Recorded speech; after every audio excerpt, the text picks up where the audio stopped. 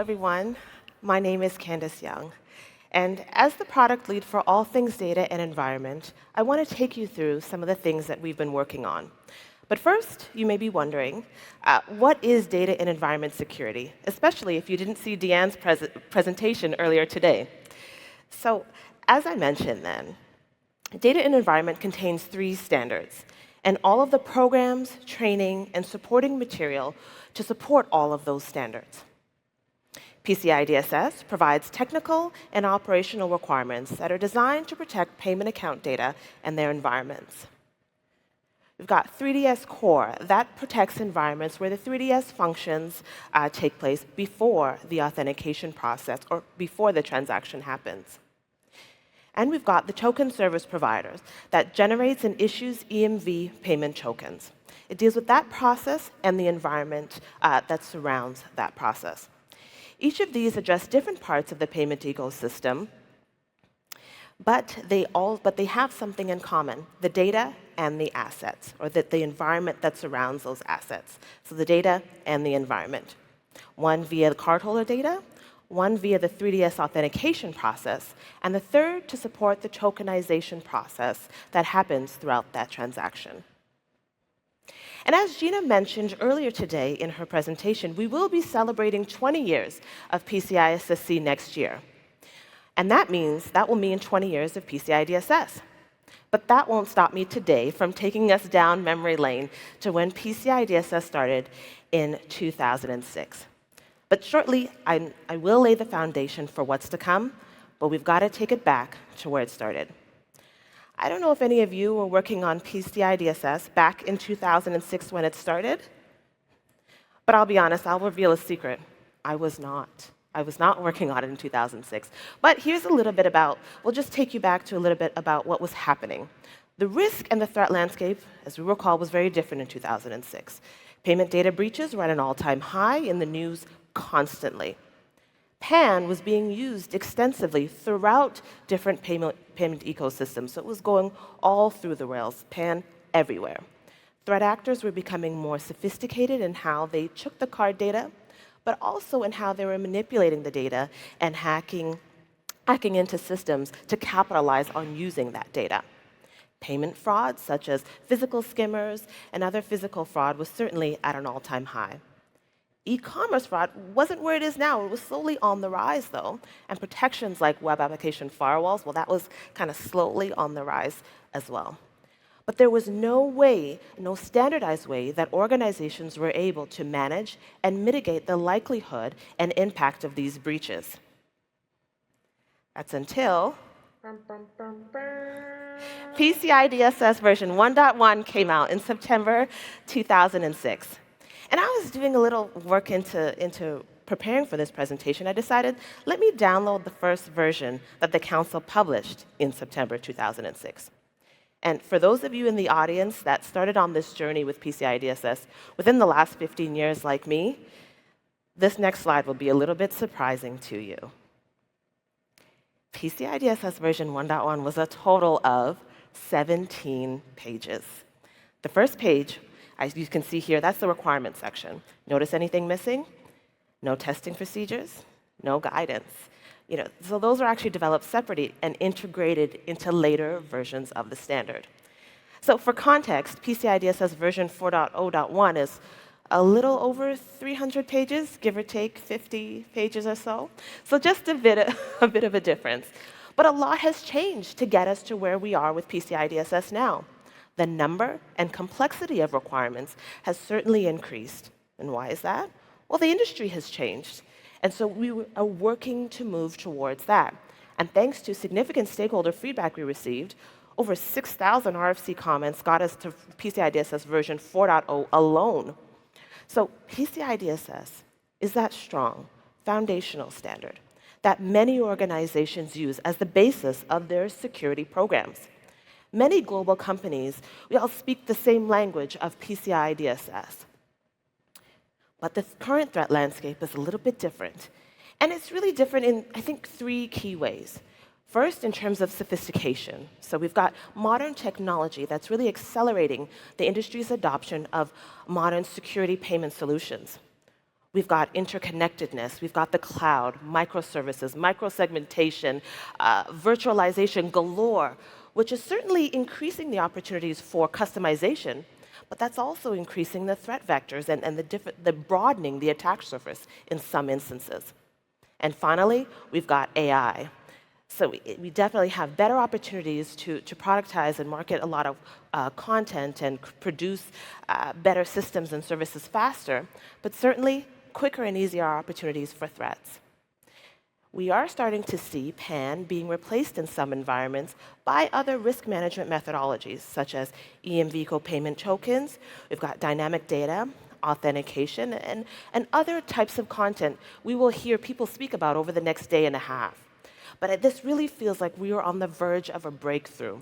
Much like back in 2006 when PCI DSS came out, the goal was to solve a problem, to provide a standardized way to secure PAN in payment environments that was known across the globe. And PCI DSS did just that. Now it's time to look at how can PCI DSS evolve and adapt to the new challenges that we're facing. And I'll tell you how. But first, let me share a little bit about what PCI DSS, what we're doing right now to help support the industry with the current version of the standard. So we've got a lot of content that we've recently published to help support the adoption of the current version of the standard. We've got e-commerce requirements guidance that came out. I'm not sure if any of you are familiar with those payment page requirements, 643.1161. I know they're not popular at all, but certainly we've released some guidance on that. Integrating AI into PCI assessments was a recent publication as well. Vulnerability management infographic we published to help organizations understand and find the linkage between requirement 6 and 11. And cryptography guidance. That is more than PCI DSS, but certainly applicable more to PCI DSS implementers. Authentication guidance was published to support organizations and the update to 2017's MFA guidance. New and updated FAQs are coming out constantly. And also, most recently, we published AI Principles, a blog post just last week, helping organizations understand what they may do, should not do, and must do when using agentic AI systems in their payment environments. And all of this guidance was developed in consultation and input from our global stakeholder community. So if any of you in the audience, and I think I can see some of you that helped contribute to these documents, thank you so much for your contribution. I think the global audience certainly thanks you as well. One other component that we've started to accelerate significantly is our ability to translate a lot of these documents.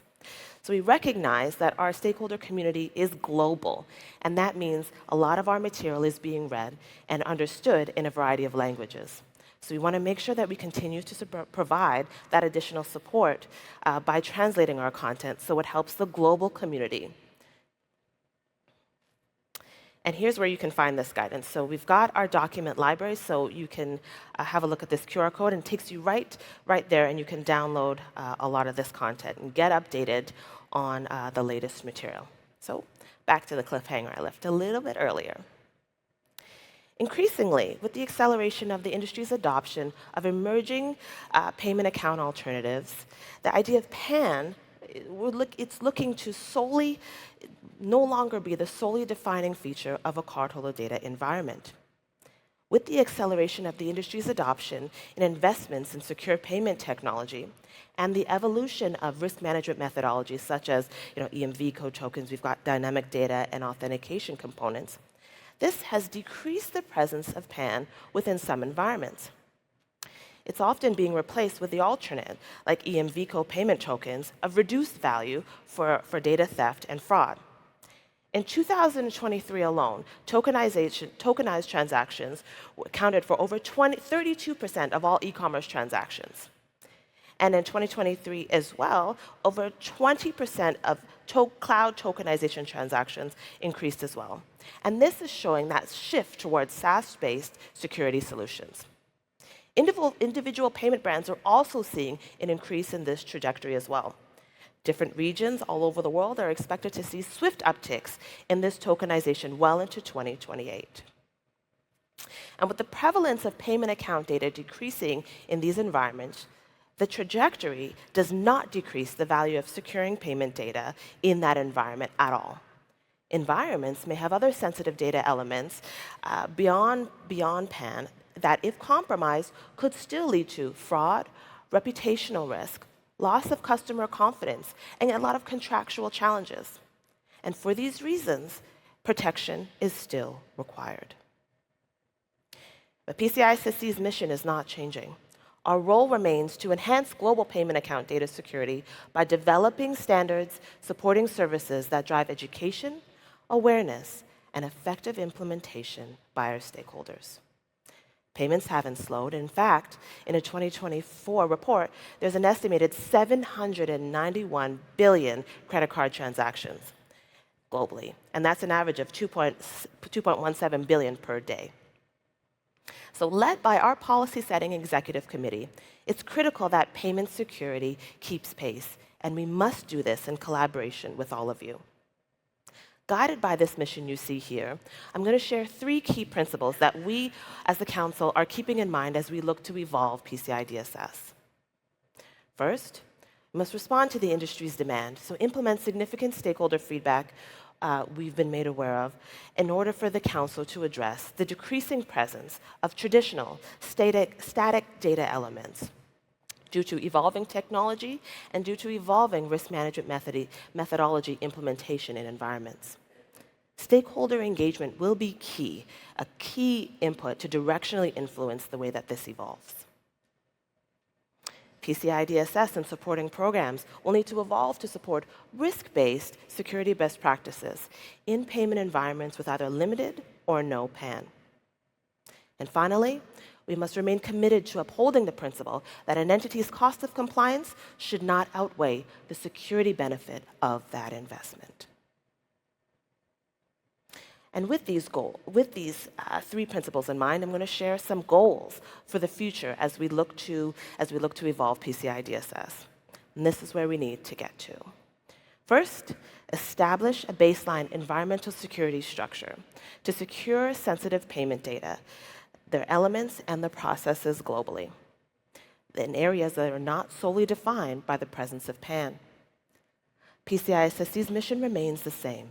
So it's now time to support global payments as established by our executive committee more broadly than PAN in collaboration with our industry stakeholders.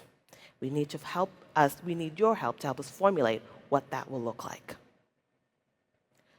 Providing organizations flexibility to apply security rigor to objective requirements based on an organization's risk profile and their risk appetite.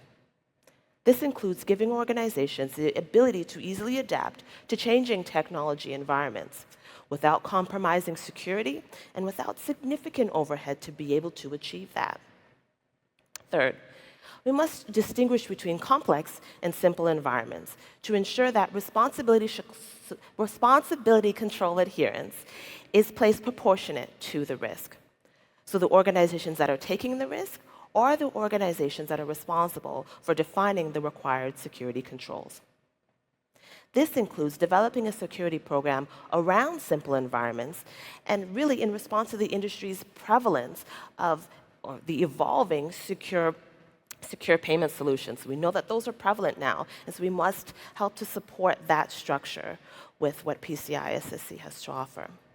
So think of it, I think, for right now, conceptually, simple environments are typically those environments that meet PCI DSS via an SAQ today. And complex environments are those that meet PCI DSS via a report on compliance.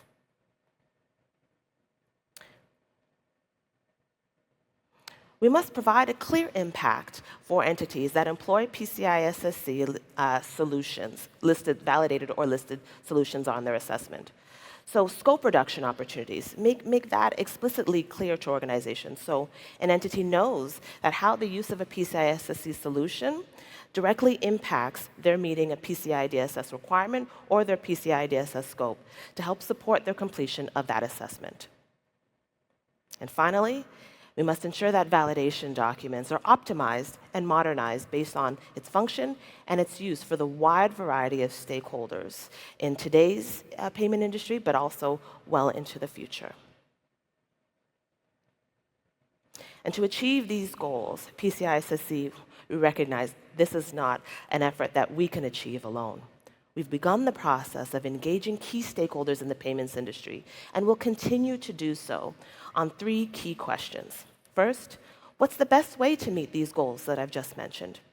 It will take time to have these conversations with a variety of our stakeholders, and so we are starting this process now.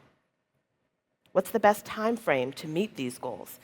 We recognize that pacing the industry appropriately and signaling what's coming is top of mind. We need to set realistic expectations for what's to come, and input from our stakeholder community will help us do just that. And third, how best do we prepare the market for these changes? We recognize that PCI DSS version 4.0.1, well, all those new requirements took effect just in March 31st, 2025. So we want to make sure that we are providing the adequate resources, timing, and support for the industry to minimize industry disruption, but also bring us into the future along with the pace of technological advancements. So I want to just take you through a quick story, because I'll tell you why this feedback from the industry is so important. If you don't mind, I'll share a bit of a personal story with you. So there's a scenario. My son comes home one day and he says to me, "Mom, can you help me with this math problem?" And the progress of each student is tracked on this math app. So I'm encouraged to say, yes, son, I'll help you. And he says, it's really hard for me. I can't quite get it. And I'm like, he's 6. Of course I can do this math problem. Also, I do PCI DSS every day, so this is a no-brainer. And I tried, and it says there, find the shapes, and you kind of click one answer per feature. But of course, the way it was worded, I got it wrong. And I said, I tried many different combinations, and I took a screenshot, just much like we do, take a screenshot, and I sent it to other parents of kids of similar ages, and I thought, did you get this right answer? Did you get this right answer? Because I knew it couldn't have been me. It had to have been something was malfunctioning with the app, right? But we all had the same issue, until I thought, maybe there's another way to interpret what this is asking. Find the shapes. Maybe maybe I'm just not thinking of it in the right way. Well, if we add the word all, right, and you select all of the shapes in each row that associate with that particular feature, I thought, maybe I'll try that. Well, that eventually worked. But I can tell you, that was a lot of trial and error there that I didn't need to undergo. But I was certainly very happy, and my son was happy, and the progress, all that worked out well. But I think it was a perfect example of how one word can make the world of difference. And in security, we shouldn't have to guess. There isn't an immediate right or wrong button, much like there is in this app, to say, yes, you got it right, or no, you got it wrong. Sometimes when we've gotten it wrong, it's too late to know. And PCI SSC supports stakeholders all over the world in many different languages and in a variety of different payment settings. So the more perspectives that we solicit early on the requirements, on the approach, and the appropriate timeframes, the more likely we are to get to the right answer the first time. We have our principal participating organizations and our board of advisors. They're some of the most influential companies in the payment space in global commerce. The 4 largest merchants sit on our board of advisors, and we also have the top 10 global merchant acquirers also sit on our advisory board. These 10 organizations process over 95% of card-based payments in the US alone. But there's also you, and there's also you there. And we need all of your input. We need all of your insights to really help to get this right. So I'd like to think of you each here as EV, or electronic vehicle stations, that you support the direction of PCI DSS once we plug into you and we're able to take out the electricity of the future. But keep in mind, this is the first time that the Council has brought stakeholders in so early in the update process. This is the first time we've taken a fully baked standard and sought stakeholder input to drive a strategy towards future development. It's also the first time we've received input and been as transparent to such a wide array of stakeholders from a geographical perspective, but as well as from an industry perspective. So the future of DSS will certainly really be shaped by this global collaboration effort. Now, PCI DSS is a fantastic standard, not just because I work on it, but because it's what stakeholders have told us, right? It's a foundation for many organizations' security programs. So the next step is to ensure that PCI SSC continues to provide the industry with effective ways to secure payment environments in recognition of evolving payment solutions, in recognition of evolving risk management methodologies in the payments industry space. Payments have gone beyond PAN, so now it's time for PCI DSS to do so as well. And here are 4 ways that you can really kind of help us out right now. So first, visit the PCI SSC booth. There are ways that you can contribute and provide your feedback and to help us evolve this. Come visit the booth to find out how you can do that. Share these bold ideas. If you've got great ways and great thoughts of how to integrate these strong risk management methodologies into the future, we want to know about that. Bookmark PCISSC.org so you stay aware of the latest guidance, the latest content that we're sharing, because as we continue to evolve, we are going to share it on our website first. And finally, connect with others here. So we're all here joined by our love of payments, so connect and network with each other, because I think when we join our minds together, that's kind of when the beauty happens. PCI SSC is grateful for your time, your expertise, and your commitment to securing the global payment space together. So let's join together to create the future of PCI DSS together.